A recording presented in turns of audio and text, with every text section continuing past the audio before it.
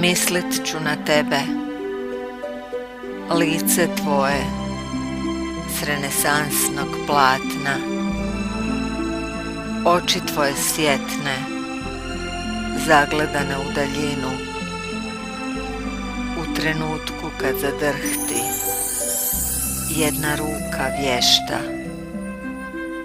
kičicom majstorski toplo ulje nanoseći, modrilo razmazujući prstima, čipku tvoje zebnje utiskujući prigušeno, zaneseno pred boginjom kada budem odlazila. Nikad nisi bila ljepša, a još si mi ljepša u vremenu koje tek će doći, onom u kojem te nitko još ne zna, tvoju nježnost duše